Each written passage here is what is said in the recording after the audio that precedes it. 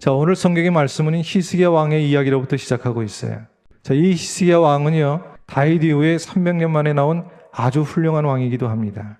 25살 때 왕이 돼가지고 29년 동안 나라를 다스렸던 유대의 왕인데, 유다의 모든 왕들 가운데 가장 훌륭한 왕이었다, 그 말씀입니다. 하나님께도 인정받은 사람이었거든요.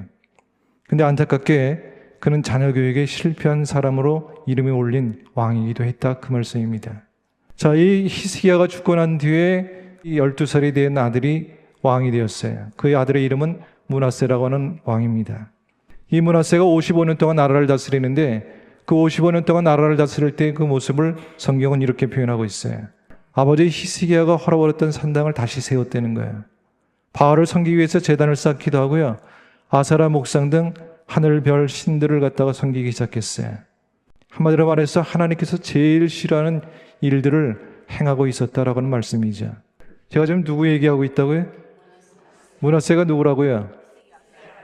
유대의 모든 왕 가운데 가장 훌륭한 왕이라고 얘기했던 히스기야 왕의 아들이었다, 그 말씀입니다.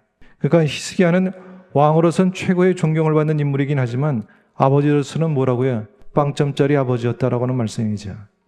자, 그럼 이 히스기야가 자녀 교육에 실패한 이유가 뭘까요? 오늘 이제 함께 이 말씀을 나눌 때 깊이 마음에 담고 우리의 자녀를 위해서 진정으로 축복해 줄 수 있는 부모들이 될 수 있기를 주님의 이름으로 축원합니다.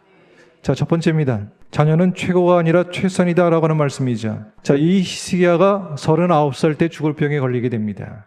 그때 하나님께 정말 간절히 기도하기 시작하죠. 그랬더니 하나님이 15년이나 생명을 연장시켜 주셨다고 그랬어요. 자, 그러고 나서 3년이 지나고 난 다음에 42살이 되었을 때 낳은 아들이 누구냐면 므낫세라고 하는 아들입니다.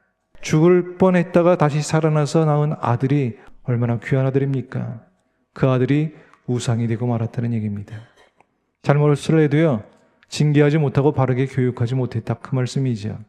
그 에베소서 6장 4절의 말씀을 보면 또 아비들아 너희 자녀를 노엽게 하지 말고 오직 주의 교양과 훈계로 양육하라 라고 하는 말씀이 나옵니다. 여기서 이제 교양이라고 하는 말이 훈련이나 체벌을 동반한 교육을 말할 때 쓰는 단어이기도 합니다. 또 훈계라고 하는 말은요, 가르칠 훈자에 경계할 계자를 쓰거든요.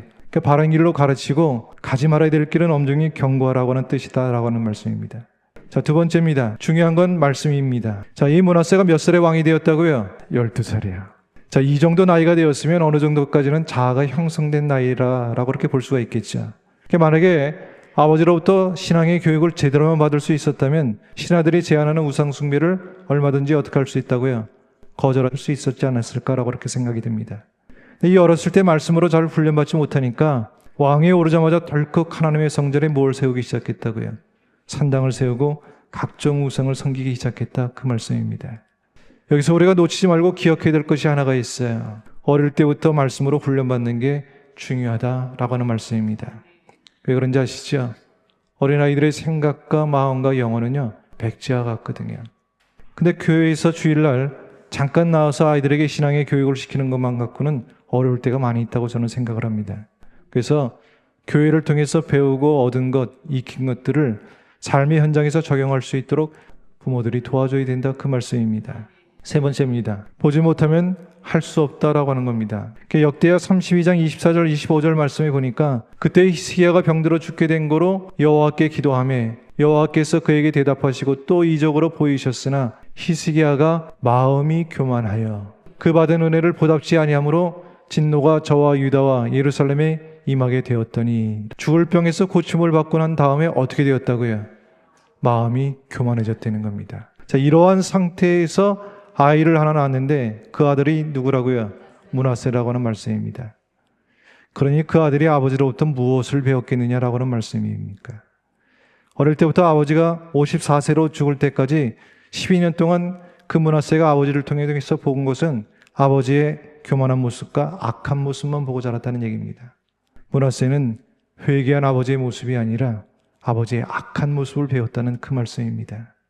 여러분들의 자녀들이 하나님 말씀 안에서 자라기를 원한다면 먼저 믿음의 모습을 보여줄 수 있기를 주님의 이름으로 축복합니다.